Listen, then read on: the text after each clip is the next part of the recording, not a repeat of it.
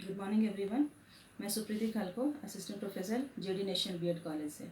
आज हम लोग अर्थशास्त्र शिक्षण के अंतर्गत अर्थशास्त्र शिक्षक के बारे में अध्ययन करने जा रहे हैं। शिक्षक एक राष्ट्र का निर्माता होता है। एक विद्यालय में वहाँ की शिक्षा की व्यवस्था तभी सुचारू रूप से चल सकती है जब वहाँ का शिक्षक सुयोग्य एवं गुणों से भरपूर हो। तो आज हम लोग इसी के बारे में अध्ययन करेंगे। तो आइए हम लोग कुछ स्लाइड के माध्यम से हम लोग देखते हैं कि इतिहास शिक्षक की क्या रोल है, क्या इसकी भूमिका है और क्या इसकी क्वालिटीज़ हैं। तो पहला स्लाइड इस प्रकार से हम लोग देखेंगे।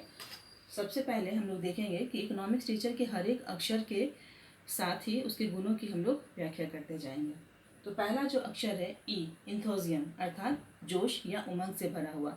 एक अर्थशास्त्र शिक्षक को जोशीला होना चाहिए, उमंग से भरा हुआ होना चाहिए, क्योंकि हम लोग जहाँ रहते हैं हम लोग देखते हैं कि हमारी आर्थिक दशाएं आए दिन बदलती रहती है, उसमें परिवर्तन होते रहते हैं। हमारी अर्थव्यवस्था ही इस सबको निर्धारित करती है। दूसरा है क्लैरिटी। एक अर्थशास्त्र शिक्षक में शुद्धता होनी चाहिए, स्पष्टता होनी चाहिए। एक अर्थशास्त्र शिक्षक को अपने विचारों में स्पष्ट होना चाहिए। वह जो कुछ भी आइडियाज सोचता है उसमें उसकी शुद्धता होनी चाहिए, स्पष्टता होनी चाहिए।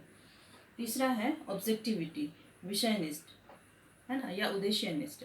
एक अर्थशास्त्र शिक्षक को अपने विषय के प्रति अच्छा ज्ञान होना चाहिए, अपने उद्देश्य में वो उद्देश्यनिष्ठ होना चाहिए, ताकि जिस पर्पज से उसने इकोनॉमिक्स सब्जेक्ट को पढ़ाया है वह उसमें उसको पूरा कर सके। अगला जो शब्द है एन फॉर नोवेलिटी या न्यू आइडियाज़। एक अर्थशास्त्र शिक्षक को हमेशा नयापन लाना चाहिए, नए नए आइडियाज़ लाने चाहिए, क्योंकि हमारी अर्थव्यवस्था तभी विकसित होगी जब हम नए आइडियाज़ के साथ में काम करेंगे। तो अगला हमारा स्लाइड है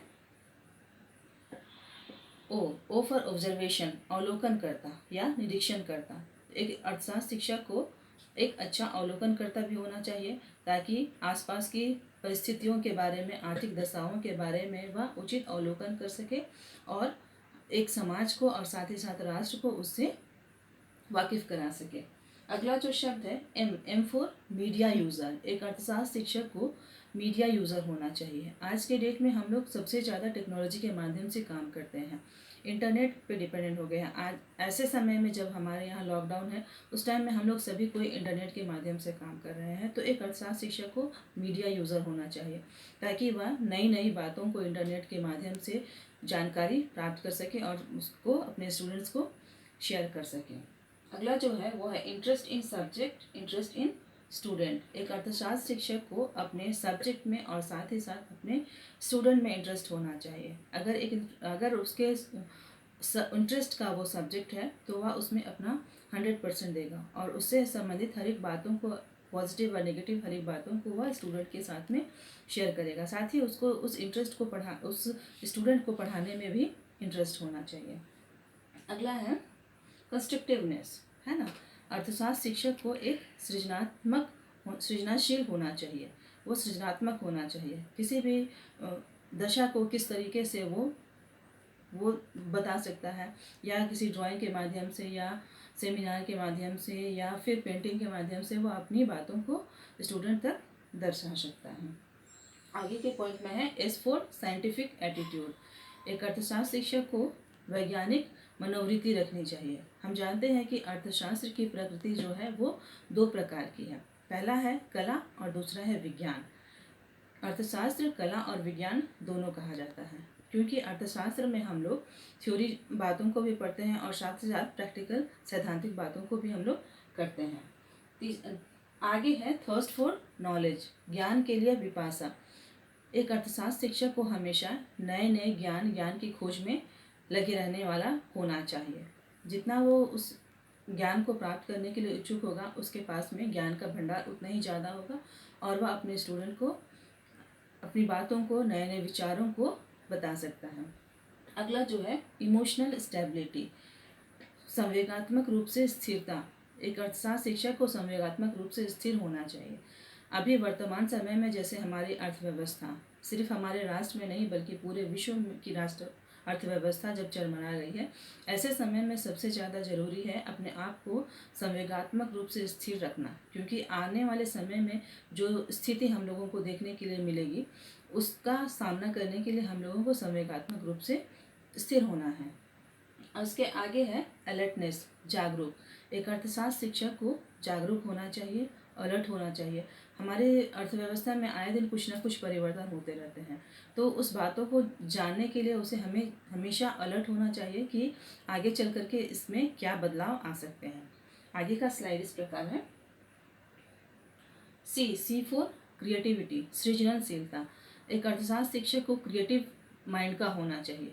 जैसे हम अगर कोई रोल प्ले करके हम किसी को दिखाते हैं तो वो क्रिएटिविटी होनी चाहिए कि हम किसी भी सिचुएशन को क्रिएटिविटी के माध्यम से हम दिखा सकें, या अपने जो विचार हैं, न्यू आइडियाज़ हैं, उसको किस प्रकार हम दूसरों के साथ में या स्टूडेंट के साथ में शेयर कर सकते हैं। आगे जो है वो है ऑनेस्टी, ईमानदारी, है ना। एक अर्थशास्त्र शिक्षक को ईमानदार होना चाहिए अपने सब्जेक्ट के प्रति, स्टूडेंट के प्रति। अपने सब्जेक्ट के प्रति इसलिए ताकि वो अपने सब्जेक्ट को अच्छी तरीके से पढ़ा सके और स्टूडेंट के साथ में ईमानदारी पूर्वक व्यवहार कर सके। अगला जो है एक्सपेरिमेंटल एटीट्यूड। एक अर्थशास्त्र शिक्षक को प्रयोगात्मक मनोवृत्ति रखनी चाहिए।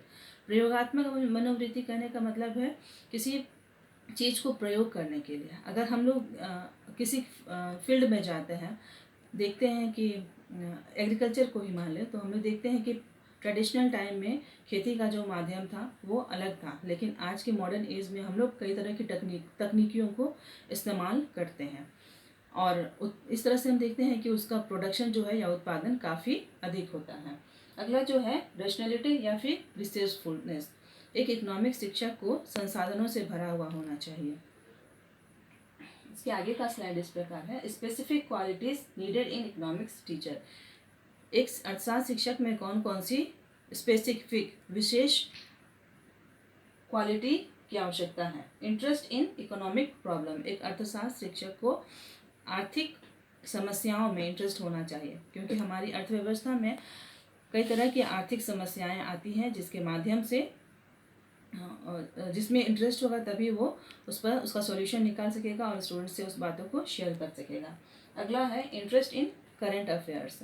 अर्थशास्त्र शिक्षक को करंट अफेयर्स में भी रुचि होनी चाहिए, ताकि हर दिन जो भी हमारी अर्थव्यवस्था में बदलाव आ रहे हैं, हमारे आसपास में, हमारे समाज में, हमारे राष्ट्र में जो कुछ भी बदलाव आ रहे हैं उसके बारे में वह जानकारी दे सके। अभी कुछ समय पहले ही जब जीएसटी में बदलाव आया था, जीएसटी जैसा लगाया गया था, तो उसके बारे में हर तरह की रुचि और जानकारी उसके पास होनी चाहिए ताकि वह आगे स्टूडेंट को बता सके। आगे है जो नॉलेज ऑफ स्टैटिक्स। एक अर्थशास्त्र शिक्षक को सांख्यिकी का ज्ञान भी जरूरी है। उसके आगे है नॉलेज ऑफ इकोनॉमिक ज्योग्राफी। एक अर्थशास्त्र शिक्षक को आर्थिक भूगोल का भी जानकारी होनी चाहिए।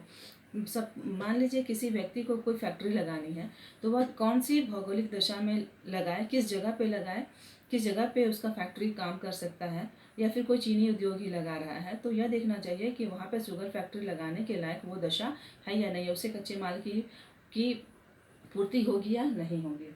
आगे देखेंगे नॉलेज ऑफ कमर्शियल इकोनॉमिक्स। एक अर्थशास्त्र शिक्षक को व्यावसायिक इकोनॉमिक्स की भी जानकारी रखनी चाहिए। साथ ही knowledge of principles and practice of teaching economics. एक अर्थशास्त्र शिक्षक को अर्थशास्त्र के विभिन्न सिद्धांतों के बारे में भी जानकारी होनी चाहिए। और skill of organizing outdoor field. एक अर्थशास्त्र शिक्षक को फील्ड वर्क को किस प्रकार से ऑर्गेनाइज किया जाए इसकी भी जानकारी होनी चाहिए, क्योंकि हम लोग अर्थशास्त्र के विषय में फील्ड वर्क भी करते हैं। विभिन्न कहीं पर फैक्ट्री लगी है या एग्रीकल्चर का है या कुछ और ऐसी जगहों पे जाते हैं जिसके माध्यम से कि हम लोग वो देख करके उसको सीखते हैं। आगे के स्लाइड में इस प्रकार है essential qualities of economics teacher. Personality कैसी होनी चाहिए। एक अर्थशास्त्र शिक्षक का व्यक्तित्व कैसा होना चाहिए। फिजिकल एस्पेक्ट, उसके जो शारीरिक बनावट है वो कैसी होनी चाहिए, उसका पर्सनल वर्च्यू, उसका व्यक्तिगत गुण कैसा होना चाहिए, एग्जीक्यूटिव एबिलिटी क्या होनी चाहिए। साथ ही हम लोग आगे देखेंगे उसमें कौन कौन से टीचिंग स्किल होनी चाहिए। ठीक है, एक शिक्षक को क्लास मैनेजमेंट अच्छा करना चाहिए, स्टूडेंट के साथ में कम्युनिकेशन अच्छी होनी चाहिए, बोथ वे इंटरेक्शन होना चाहिए स्टूडेंट और टीचर के बीच में, और साथ ही उसे एक टीचिंग मटेरियल यूज़ करने की क्वालिटी भी आनी चाहिए। आज के लिए फिर इतना ही, अगले क्लास में फिर करेंगे। Thank you.